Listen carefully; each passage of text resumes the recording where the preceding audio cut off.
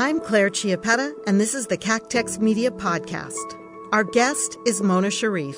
She's Executive Vice President and Chief Marketing Officer for NTT DATA Services, an IT company with innovative solutions and deep industry expertise. Cactex Media has partnered with Mona on many projects over the years, so I know firsthand how she's an outstanding leader and motivator. Her integrity, humor, and vision inspire her team. Welcome, Mona, to our podcast. Thank you for having me. Thank you for giving us this time. I wanted to start with a question that people don't often think about later in life. But do you remember what you wanted to be when you were a youngin'? Well, I might take some offense at the whole later in life comment. You're right. Let me re-ask that. It's fine. I remember it well. I know exactly what I wanted to be. I wanted to be the next Barbara Walters. I wanted to do feature broadcast news and interviews, and I held on to that dream for a really long time. I even earned my bachelor's degree in journalism. And a lot of people will say I interrogate them, but I still have a tendency to kind of interview people because I'm just so interested in people and their lives. Wow, we had a commonality there. I also think that kind of curiosity really helps you throughout your life, don't you think? It does, and I am curious about so much, and I do like to dig into quite a few subjects. And when did you decide to go into marketing? How did that happen? And when did you make the choice? So it was after I got my journalism degree, and I did work briefly in local television, and I quickly realized it was so much more infotainment than it was news, and that's not what I wanted to do. So then I went into public relations to kind of apply the lessons from some of my great professors. And I realized that public relations was really a component, just a piece of marketing. And I wanted to play in the biggest field that I could play in. So I chose marketing. And I went to talk to the person who ran marketing at the company I worked at the time, EDS. And he wouldn't hire me because I didn't have any marketing experience or an MBA. And that just fired me up. So I went back to night school, keeping my full-time job. I earned an MBA so I could really pursue the career that I wanted. But interestingly, I was kind of recruited away from EDS to work at a different company, to work out of Lucent, right out of B school. And it's just been a great ride ever since, with a number of companies, with EDS, Lucent, HP, Dell, now NTT Data, due to acquisitions and other events. But I've really been very much in marketing and communications the entire time. Yes, it's been a ride. Wow. Marketing for an IT company is really challenging. And I think it's challenging because the solutions are complex. And you're always looking for that way, I know, to take the complex and simplify it, but yet, still have the depth in the simplification. It's a conundrum. So I guess my question is, what are the challenges in your job as you see them? Mm-hmm. This is a 3-hour podcast. Exactly. I know. Series. I know. So let me try to kind of focus on 2 or 3. I'd say the first challenge for an IT services marketer is that we're selling the invisible. There's no picture that you can show that shows somebody IT services. It's not like we're selling a physical object. So we have to create an image in people's minds of capabilities and of outcomes. And you do that through client examples. You've helped us with quite a few, through thought leadership, by making those very complicated concepts easily consumable. I'd say the second challenge is marketers in every industry have had their functions disrupted and transformed by the digital revolution. And my original attraction to the profession was really around content and creativity. I was kind of drawn into the art and artistry of marketing. But today the focus is so much more on science, especially around analytics. Marketing today is a science that's finessed by art, and the best marketers have to be technologists with expertise in analytics. Now, fortunately, I've grown and I've evolved along with the profession, and as a curious, lifelong learner, I've enjoyed the continuous learning process. I love learning new things every day. But that's really kind of the challenge as it has been. And today, the key challenge is taking advantage of what technology can do, because you have to choose from all the alternatives that are available to build the MarTech stack that's best suited to your business. And we're continuously evolving our capabilities and our sense of creativity to pursue and interact with clients as effectively as we can. It's still so hard with the market changing so quickly. It is. It is. But, even with the market changing so quickly, and even with all the technology, it comes back to the human touch. Because ultimately, we want clients who are so happy with our services that they're willing to be advocates for us. Right. And that's not about a bot. That's about winning trust and loyalty of a real human being. Right, and it's finding talent and really, allowing them to work their magic too, right? Finding the right people for the right seats. I love that idea that you said science finessed by art. That's a great analogy, because it definitely is that, isn't it? It's always a secret sauce, adding the finesse. Your company has been terrific in supporting startups and entrepreneurial endeavors. Why is that important to you personally and your company? Good question. I love how NTT Data and our parent company, NTT, really support and encourage entrepreneurs.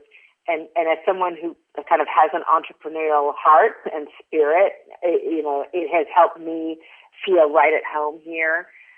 One of the best examples is actually our NTT Data's Open Innovation Contest that's going to take place this week. And it's an annual event that attracts entries from startups around the world. And our goal is to surface solutions to the world's most pressing challenges. So the contest was actually built around supporting the United Nations goals for sustainable development. And winners get funding, and they get the chance to work directly with NTT Data technology teams. So we actually collaborate with the winners to co-create new solutions. And for a decade now, we've held in-person contests in 16 technology, hotspots around the world. This year, it's all virtual. And that actually has allowed us to be more global than ever before. We've got regional judging for this year's contest underway right now. Clients are participating in that process as well. And then the grand finale is scheduled for next January. And the logic behind the contest and our other support is twofold. Obviously, there's an altruistic reason that NTT Data's mission is all around using information technology to create a better world, a more prosperous and harmonious society. The business reason for engaging with startups is to keep our pulse on the cutting edge of technology. And we do that in a lot of ways. The Open Innovation Contest is one way. Another way is through the NTT Venture Capital Fund. We've got a $500 million fund that VAB Goal launched just last week, as a matter of fact, through NTT Venture Capital. So it's not just part of our DNA. It's not just one of the things we talk about. It's one of the things that we've put real programs and real funding behind.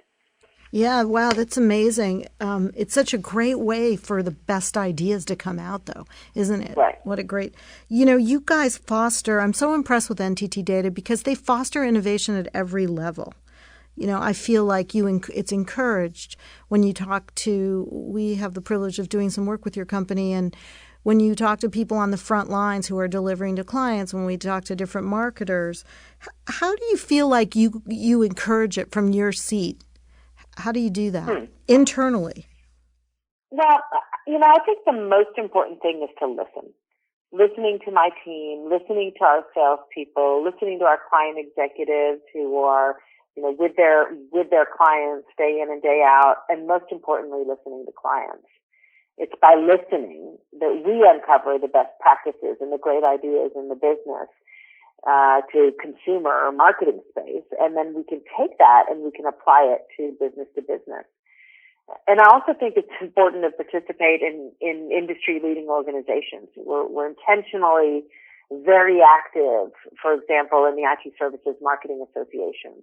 So I believe that trade organizations can amplify our results and constantly challenge us to maintain our position. Claire, you've heard me say, as the best marketing team in the industry. So I think it's twofold. It's listening, applying best practices, taking those great ideas in business to consumer, applying it to B2B, but also actively participating in some of those industry-leading organizations. Yeah, that's true. That's really true, because that's one thing you guys are so great at, is rising to a customer need and trying to come up with a solution that'll fit to all different. It just seems like you guys are so responsive.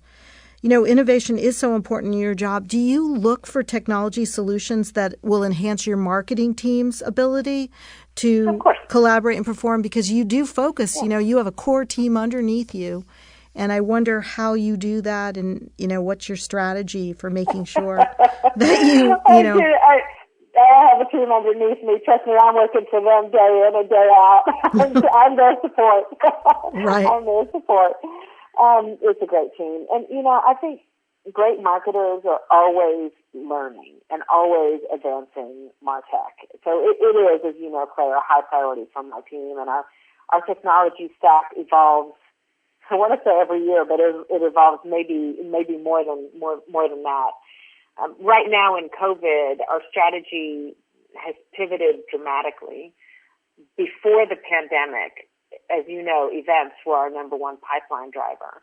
And we did other things. We had digital outreach, but physical events really drove our contribution to pipeline the most. As they did to many companies. You're certainly not alone. Right. I mean, I'm hearing that from my peer group across the board. And, even before the pandemic was officially declared, we, as a company, had stopped participation in all physical events. We saw what was coming, and we pivoted to the safety of our clients and employees and focused entirely on virtual marketing. But what's interesting is our goals and our objectives remain the same. All we did was transform our methods to get there. And I'd like to say it's kind of like my personal fitness goals. I used to go to the gym every morning, physically go to the gym, and now I have more of a home-based, an online fitness routine with walking in the neighborhood. So, but there's still, still trying to get to the same results, and the same is for my team. We've retained all our objectives for 2020, but we changed our approach to how we're going to meet those objectives. To email campaigns and ebooks and digital ads. We've added a lot more webinars, more virtual events, virtual executive briefings to the mix. And we had also, previously been using online listening and geofencing, but now our focus is on reaching out to personas and identities instead of locations, because people aren't at the headquarters where they were previously. And the last thing we did was automated our delivery of the content. So the right target gets the right message based on where they are in the client journey. So we're either creating awareness, or we're nurturing, or we're engaging a contact, or we're capturing a specific lead. But we've automated how we do that so that we can be a lot more efficient and effective. And it's so ironic in this time. I always think of this is that, when you need that human touch, that human component more than ever, it's like there's this barrier that's up there that's preventing it, right? So it sounds like all those strategies you're using are effective. How do you build that culture internally? So you just told me all about the outreach to clients. But you do have an amazing team. I know a lot of them, and I wondered how you're maintaining, leadership virtually, but also the culture that you have created. Well, not just for the marketing team. So I'm going to take a step back and look at the overall organization. We dramatically stepped up the frequency of our communications with our employee base. So on Friday, March 13th, it was Friday the 13th, we told about 45,000 employees that if they could work from home, they should work from home. And it was not in our culture or our DNA to be a primarily remote work environment. We were a primarily client side or office-based environment. So this was a dramatic shift that we took nearly overnight, and more than 40,000 of our team members did work from home. Now, the remainder are actually at client sites and at hospitals and at government agencies helping our clients deliver on their mission.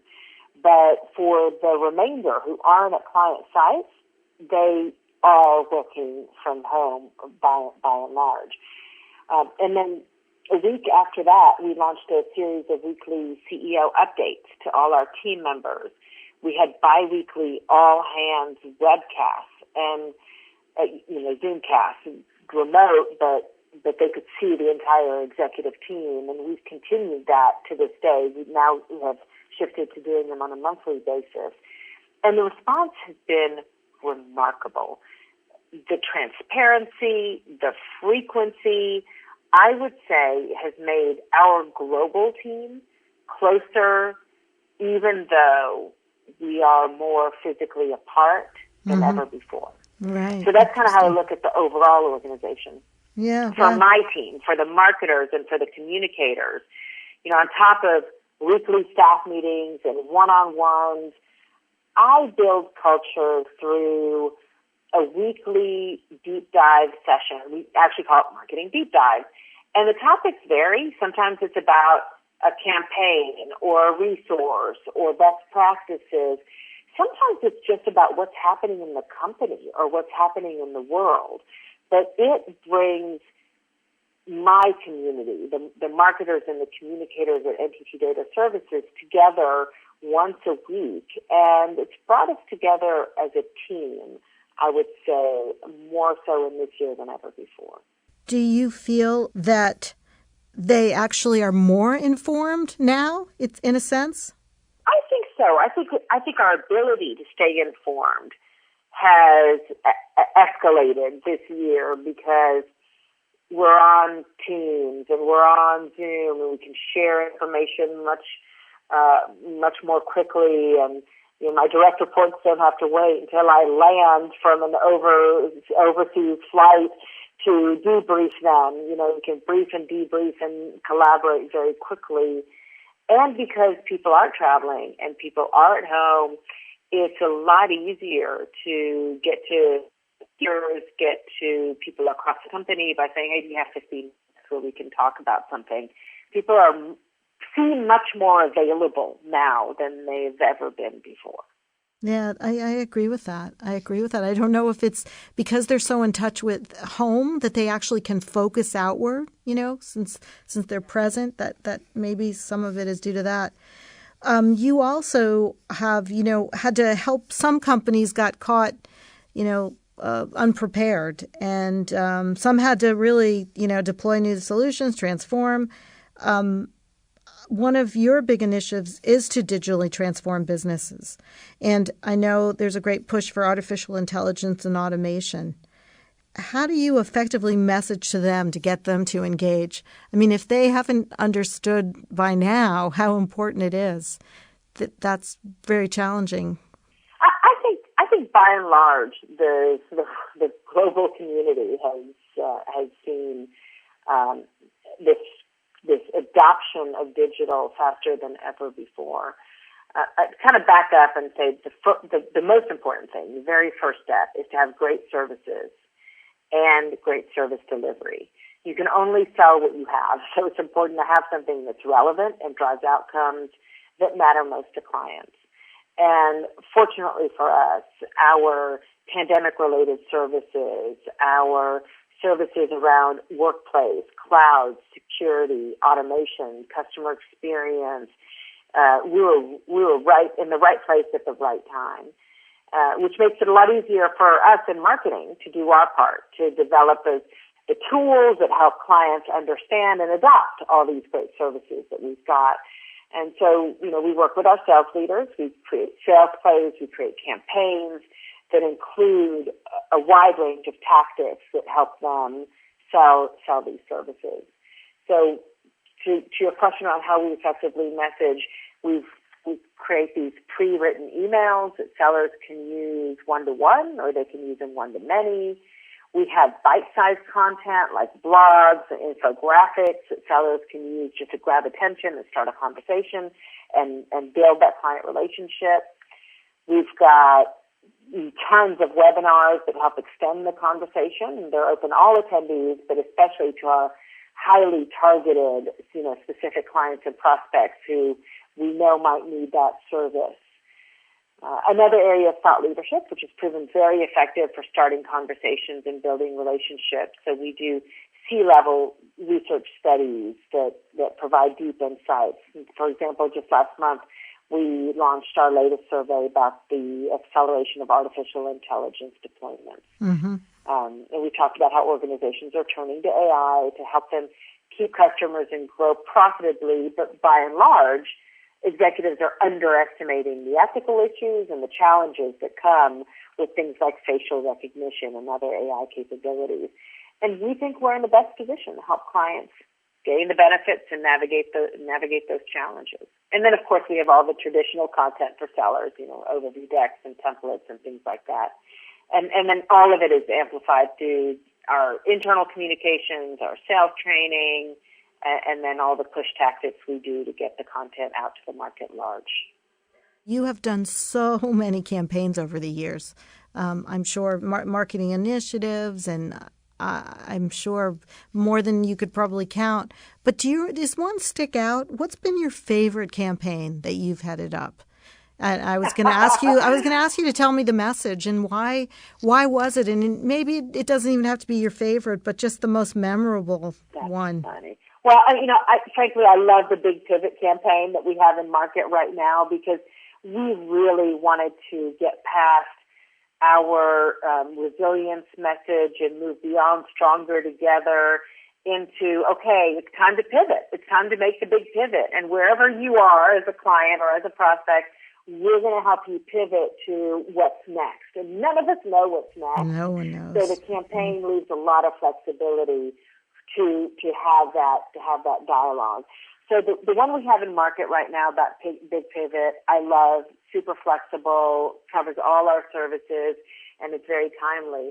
I would say probably another one of my favorite campaigns is the one that we created when NTT Data bought Dell Services. And what I love about it is how tongue-in-cheek it was. It showed our employees as IT rock stars with blue hair, blue lipstick, and blue nails, and of course blue sweaters that you see in the IT services community. So they were kind of rock starry, but they were kind of just a typical IT services employee. And we had a lot of fun talking about how we live for taking really complicated client challenges and helping clients solve them. Yes. Actually, I really like that one too. NTT just announced this exciting healthcare initiative, and it's a partnership with an oncology informatics company, and I believe it's pronounced Vidence, right? Vidence? Right. And right. You're going to build AI and machine learning algorithms, and that's going to be a better predictor of patient outcomes, enhance decision-making, drive research. I mean, it's things like that your company's doing that are so exciting, and really people don't realize how much you're changing our lives. That's what makes me just love working for this company, and it is an exciting development. It was, I think, October 22nd when we announced with Vidence, this oncology informatics company, a partnership to build AI and machine learning algorithms that advance cancer research and treatment. And the goals are to improve medical decision-making and drive clinical trials. Now, as the daughter of a pediatrician and someone who has a lot of doctors in my family, I understand how difficult it is for an individual doctor to make decisions. And our ability to to improve medical decision making on at a scale level, and to combine medical imaging with clinical data to build a predictive model that will optimize treatment is game-changing, and it is so cool. And we believe predictive analytics have the potential to change how care is delivered and to improve outcomes for human beings around the world. And that is so cool. It's so cool to be part of that. I know. It really will change our lives. How do you feel like, actually, let me change that. I'll strike that. Tell me what's coming down the pike. What do you, from your perspective, what do you think the next big thing NTT Data is working towards and will be a part of? You know, Claire, I think there are so many cool things about working at NTT Data and being part of the much broader NTT corporate family. I think work we're doing, like the work with Vidance, is just one illustration of the personal fulfillment that I feel working here. It's just so cool because you can see the latest technology being applied. We talked about AI and automation, but we also get early insights into what's coming next. So, for example, at the highest level, NTT invests very heavily in research and development, about $3.6 billion annually in areas like physics and informatics, cryptography and information security, medical and health informatics. And one of the projects that's both amazing and incredibly important is the development of technology that immediately detects malicious websites and protects users against social engineering attacks. And that's going to be huge for web security and for blocking malicious sites. In a totally different direction, the company is learning how to use sunlight to convert CO2 into fuel. And the application could reuse CO2 emitted from offices and factories to reduce the need for fossil fuels and to help fight global warming. So, you know, two very different examples. They will change the world and protect the world, and it's cool to be part of a company who's focused on these types of programs that will make it a better world. Game-changing. Wow, both of them. Both of them. People don't think that IT companies affect your life. They really do.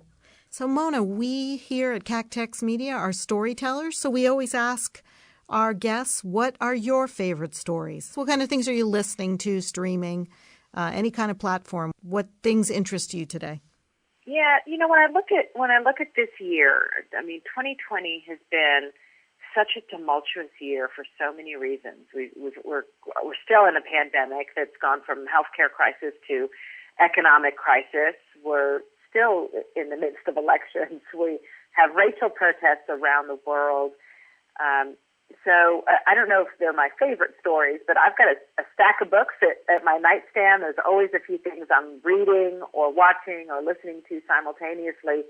But I'd say what stands out for me right now is the 1619 podcast series by the New York Times about how slavery transformed America. And as someone who immigrated to the U.S. as a child, you know, I had a general awareness of the history of slavery, but I would say this project really opened my eyes to the ongoing struggle for racial equity. And every episode kind of left me with this visceral sense of the reality of what humans did to other humans. And that just, you know, raises important questions about what humans are doing to humans today, what they've done over the course of history, what we continue doing in the U.S. and around the world.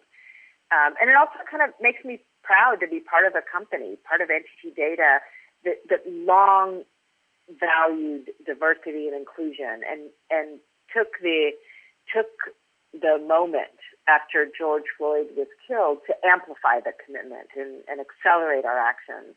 You know, look at my team. We've talked a lot about my team today.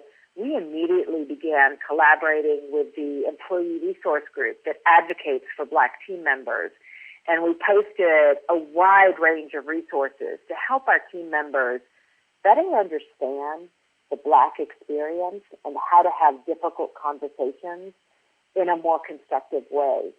And in one of those difficult and constructive conversations we were having, one of my Black team members said she believed reconciliation was not achievable because this country was not built on friendly relations, and the textbook definition of reconciliation is a return to friendly relations.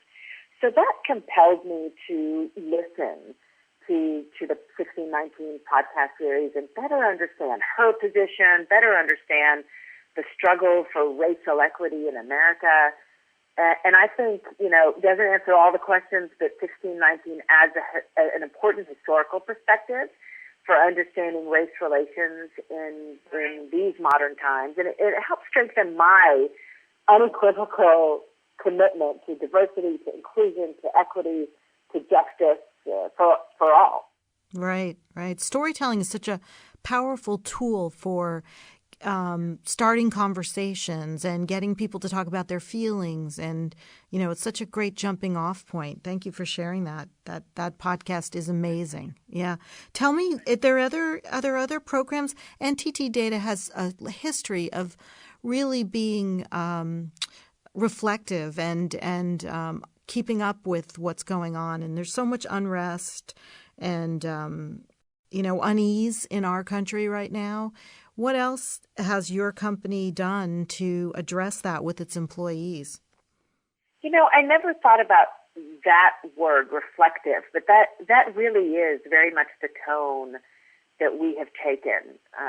Right after it all began, our CEO, Bob Pryor, spent several days in conversations with Black employees and peers and community leaders, including the first Black mayor of our headquarters city, Plano, Texas, Mayor Harry LaRoselier, who's a friend of the company. And after listening carefully, he shared a remarkable message with our global employee population. We ended up posting it on our website because we wanted the whole world to see it. Of course, we got his permission, but we said, Bob, we want to share this with the world because he talked about entrenched injustice and racism, and most importantly, how we as a company have a zero tolerance for racism and for discrimination in any form. And then he outlined the steps that the company is taking to accelerate diversity and inclusion within our company, including outreach to Black professional associations and historically Black colleges to amp up our diversity recruitment. And then we had sensitivity training that went from encouraged to required for company leaders, and he launched a series of regular meetings with all the employee resource groups to help them listen and understand the range of experiences in the company and to get their help with increasing diversity and inclusion. Clara, I'd say we're still far from perfect, but we're definitely moving in the right direction, and I'm very proud of our CEO and our company. Yes, and it's so important to have those conversations and it to happen in the workplace. I think that when it happens in the workplace, it also helps it to happen in everyone's home, right? In everyone's family. The reaching out to each other and having difficult conversations, and that's just amazing. Mona, thanks so much for being on our podcast today, and really appreciate you, and go on and lead. Go forth and lead. Thank you, Claire. It was a lot of fun. Thank you so much for inviting me and including me in your series. And I always love talking about marketing and NTT and NTT data. So anytime.